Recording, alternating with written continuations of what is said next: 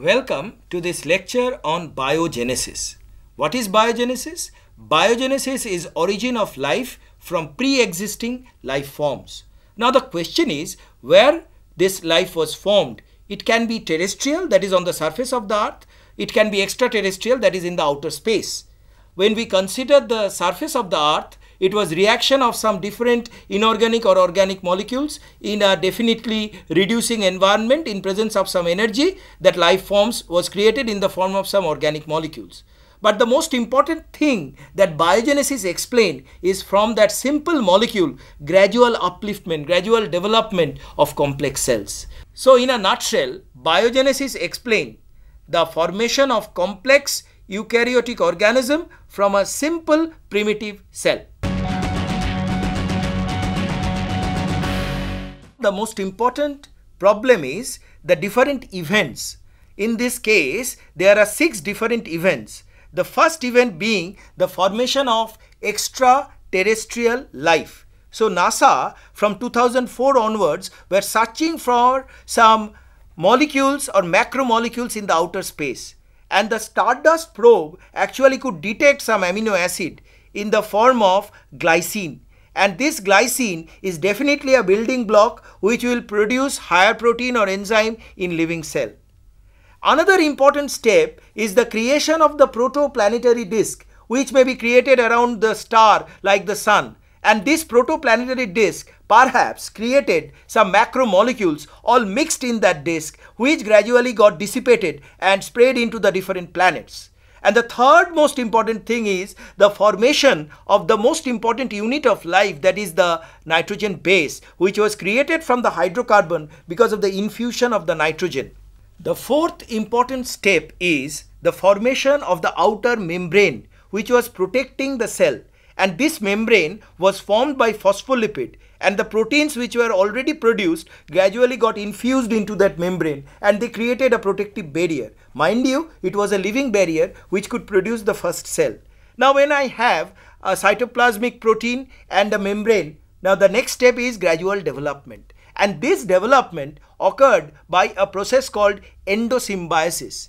And in this endosymbiosis, gradually 2 simple organisms came close. One was engulfed by the other and the second one gradually reduced to produce the present day organelle. And in this way, important organelle in the form of mitochondria, in the form of chloroplastid, in the form of flagella was produced. And now with these organelles, the cell was in a better position to thrive and it survived like a well-dressed eukaryotic cell. And the last step is definitely the emergence of the eukaryotic organisms. Now you know eukaryotic organisms will have different functions to play. So these functions are actually played by membrane bound organelles. So this membrane originated by the infiltration of the membrane inside or invagination of the membrane inside, which will produce different organelles, maybe with secretory, with energy releasing, with engulfing functions. So in this way, that particular eukaryotic cell of the present day was produced from a simple molecule at the outset of the life formation in the Earth's surface. We will be now talking about the different theories that is actually proving the biogenesis. The first theory was given by Louis Pasteur. Now Pasteur actually was taking some sterile medium in a round bottom flask. And initially when the medium was sterilized, there was no sign of life. But when the flask was kept empty or there was no medium in it, there was no life in it. But when the medium was added, it was sterile, there was no life. But if the flask was kept open, then there was some bacteria or fungi growing in it. So that actually came from the air. The second thing he proved, that if that particular flask was covered by a bent tube, there was no sign of contamination immediately, which definitely indicate that these life forms came from air. That means pre-existing life forms from air was actually growing in the medium, and that proves that biogenesis or life from pre-existing life. But at the same time, he also showed that if by any accident, if the tube was broken or if there is a crack, then through that crack, contaminating bacteria or fungi went in and they actually grew into that medium. So this is the first theory which was a definite blow to the theory of abiogenesis, which was stating that life from non-living compounds. So Pasteur was actually the first person to prove that biogenesis is prevalent in nature. The next important theory is the origin of life, not in this earth, because I already told you in this earth there was reaction of inorganic compounds or organic compounds, which was abiogenesis. So there was some reaction in the extraterrestrial environment and the ready-made molecules came down to the earth. So I will be talking about the different evidence stating extraterrestrial origin of organic molecules or macromolecules in the environment outside the Earth's surface. And this particular theory is proved by the formation of glycine, which already I told you. It is the simplest amino acid which was denoted by Elsila in 2009 in a particular stardust probe. She could actually identify a molecule called glycine, and this glycine definitely started from extraterrestrial environment. Now the moment NASA got this clue, the evidence continued in the next step by analyzing the different extraterrestrial dust or the dust of the meteorite. They could find out that there are some nucleic acid molecules which were produced in the extraterrestrial environment. And one such molecule is the ribonucleic acid, and within the ribonucleic acid they could definitely recognize uracil. So the formation of uracil, the formation of a macromolecule called xanthine, they all proved according to NASA was not in this earth, but it came down to earth through some meteorites like the Murchison meteorite or through some extraterrestrial dust, and after coming to the earth's surface they developed into complexity. The lipid world theory is another very important evidence. This lipid is the phospholipid, where there is a glycerophosphate head and phospholipid tail or fatty acid tail. This particular molecule actually aggregated together to produce a membrane. But it was stated by NASA that these phospholipids were not products of this earth. They were created in the extraterrestrial environment and they came down and they enclosed the protein. And similarly, there was some people working from the 60s onwards, like one of them is Drake. Drake equation in 1961 actually provided a unique theory. According to this particular theory, he was trying to get the actual number of intelligent organisms present in the universe. And he developed this theory on the basis of the rate of formation of stars, rate of formation of these molecules, and how these molecules were actually living or continuing to send signals. And he actually showed that a huge number of stars in this universe might be having this type of molecules which are living or which are able to communicate.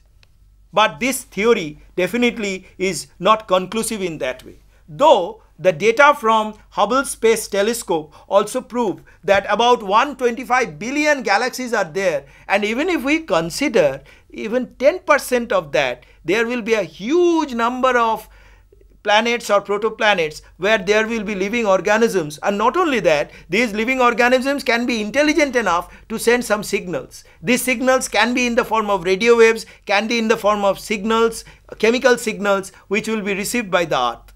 So naturally, what was stated that is huge number of planets may have life or huge number of stars outside this universe may have life, but this is not true.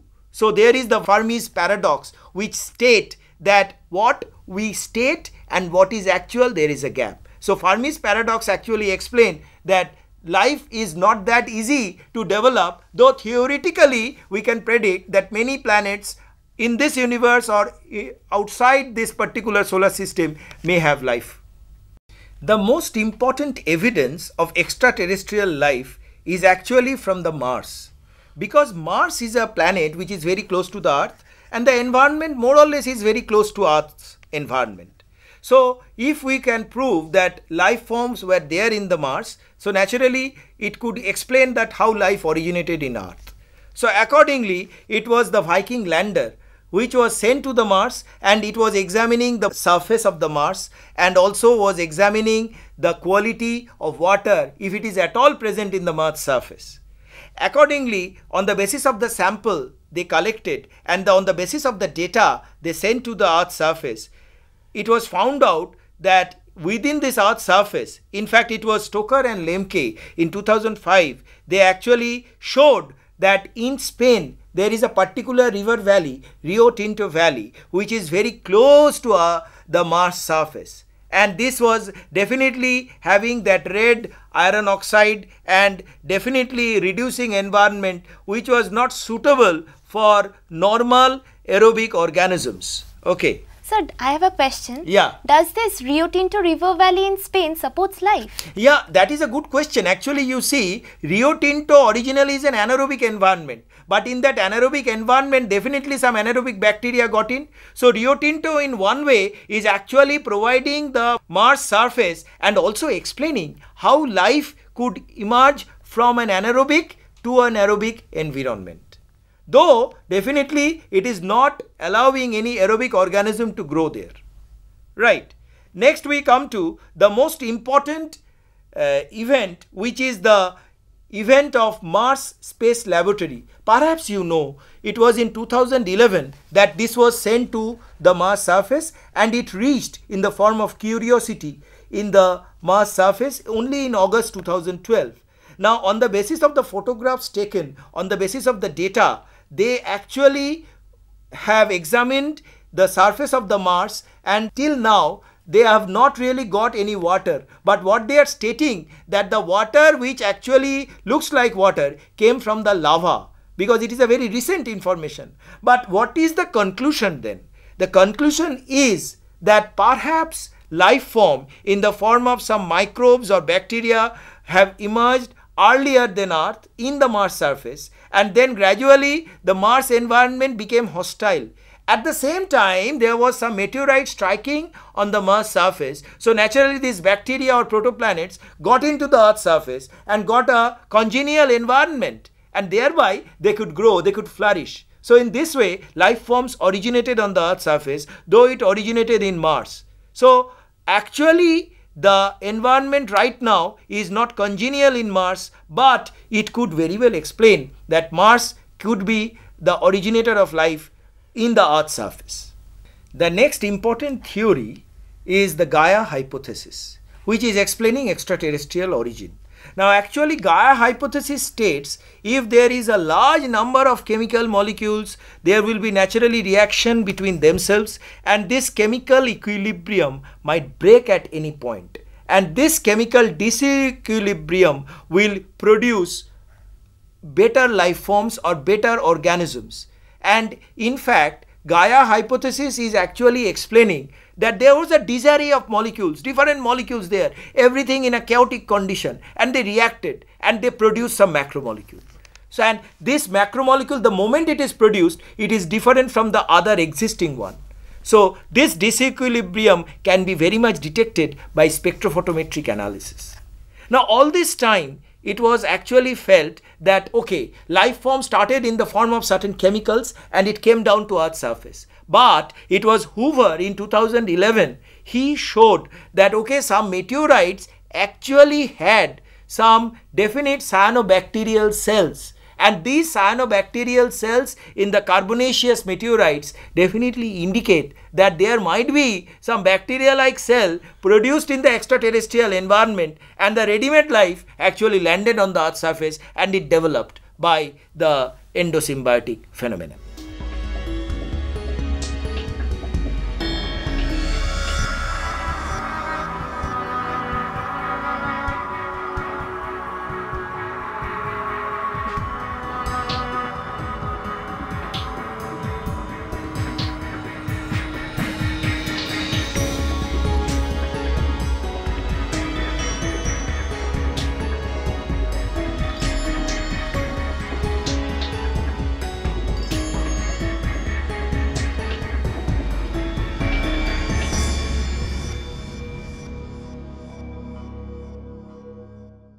I have already told you that the comets are aggregates of different molecules, and this size of these comets is variable. Initially it might be small, then gradually it grew in length. It was found out that this comet's crust may be formed of some tar-like molecules. And naturally, it was examined that there are hydrocarbons present in these comets. So, in one way it can be said that the comets are the house of these macromolecules which have been dissipated as they are moving in the universe. And as they dissipate, they may fall into different planets, and if the planet is having congenial environment, the life could spring from there. Another important theory is the theory of PAH, that is polyaromatic hydrocarbon. Now these are basically hydrocarbons, and these compounds are detected in different way in this earth or outside this earth's surface. This polyaromatic hydrocarbon will be formed by the reaction of simpler hydrocarbon, which will produce an aromatic ring or a benzene ring. And this polyaromatic hydrocarbon may also cause pollution in the earth's surface. But what is important in a particular star, which is HH46 1R, which is similar to Sun, the way it was formed, they detected that in this particular star there were large number of these polyaromatic hydrocarbon which could develop into different other molecules, and these molecules may be hydrocarbons like cyanogens or cyanides, and also gradually it might have developed to ribonucleic acid. So we can conclude that this particular extraterrestrial origin of life actually proceeded before the life started in the earth's surface, and the development actually could be seen in this earth's surface because the environment was congenial. The next important aspect is the theory of multiple genesis. In other words, it is termed as serial endosymbiotic theory. It was propounded by Margulis in 1982, and subsequently it was also proved by Carl Sagan. Now what is that? Actually, there was a simple cell which has already been formed with a definite membrane with a macromolecule inside. But this particular cell were not one, there were many such cells. Now, as a result of fusion of two such cells, they developed a unique aggregate, and one such cell became small, and that created an important organelle or an important structure which will actually perform some important physiological function inside the cell. And this was not once, it was repeated. So that's why it is like a never-ending serial. So it is called the serial endosymbiotic theory. And this theory actually explained the origin of three very important organelles. And they were, the first one is the eukaryotic flagella, the second one is the origin of mitochondria, and the third one is the origin of chloroplastid.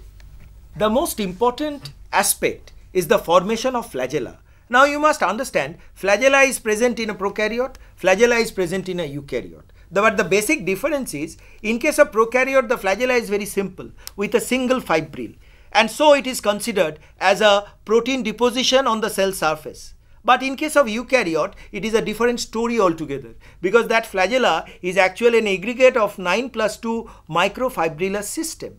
So the origin of this eukaryotic flagella was believed to be the fusion of a spirochete inside a particular bacterial cell, and gradually that cell developed into a eukaryotic cell, whereas that spirochete, the body of the spirochete, produced the unique flagella with that microfibrillar system. Sir, I have a question. Yeah. How Spirocheta helped in the formation of eukaryotic flagella?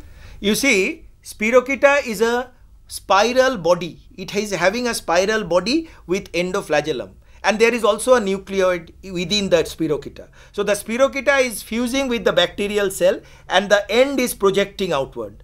But that particular nucleoid gradually went in and it created extranuclear body inside that bacteria. Whereas the Spirocheta body with the endoflagellum developed the microfibril, and the present day 9+2 microfibrillar structure of eukaryotic flagella emerged from there. Is it clear? Good. Now we come to the next aspect, which is the origin of mitochondria. Now when I say that particular environment of the earth's surface was very much reducing, so the first mitochondria was definitely in the form of a aerobic bacteria. That aerobic bacteria fused with the anaerobic one. But very strangely, this particular aerobic bacteria gradually got reduced to produce the present day mitochondria. And the moment it became the mitochondria, the actual organism was in an advantageous position, because by that time oxygen was also there in the environment. So the organism could actually utilize oxygen and could live a better way of living in comparison to other living organisms. And this also indicates that aerobic organisms definitely started before those organisms which could produce their own food. So coming to the third step of endosymbiosis is the origin of plastid. Now this particular plastid definitely originated from some photosynthetic microbe or photosynthetic prokaryote, which also fused and which also got reduced and produced the present day plastid. Mind you, it is only the chloroplastid which is having the DNA or the ribosome, so they are called semi-autonomic organelle.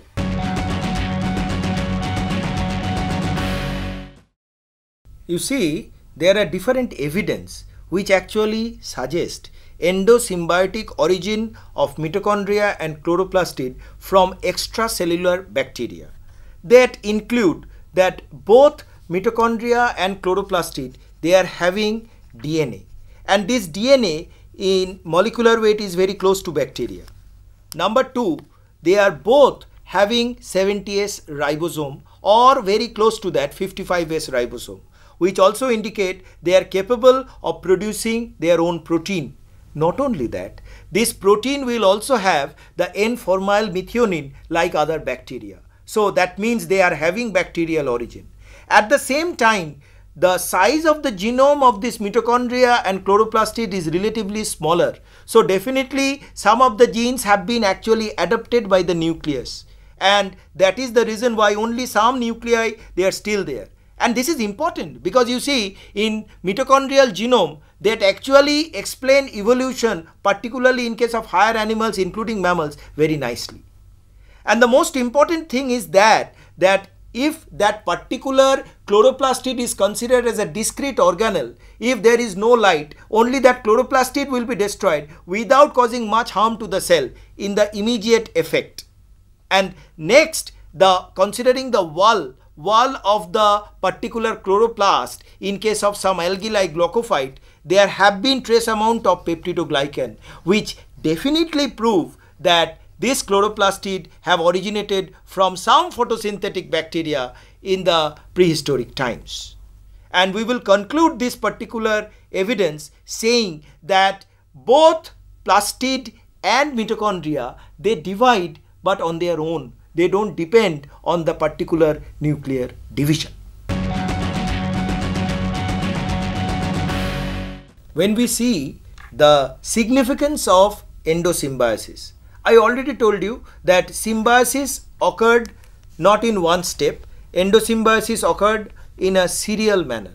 That means the first event of endosymbiosis is primary endosymbiosis, which is followed by the secondary endosymbiosis. So after the primary endosymbiosis, there was little bit improvement in the cell, and with the secondary endosymbiosis, there was further improvement. And likewise, there might be some other events of endosymbiosis, but they are all clubbed together as secondary endosymbiosis. And what is the most important significance? The significance is that from a pre-existing cell, there will be gradual formation of new forms of life or new forms of organisms, which is like a radiation. And this radiating species will result in new species emergence, which will utilize the changing environment of the earth in a perfect manner. One such evidence was given by Okamoto and Inouye in 2005.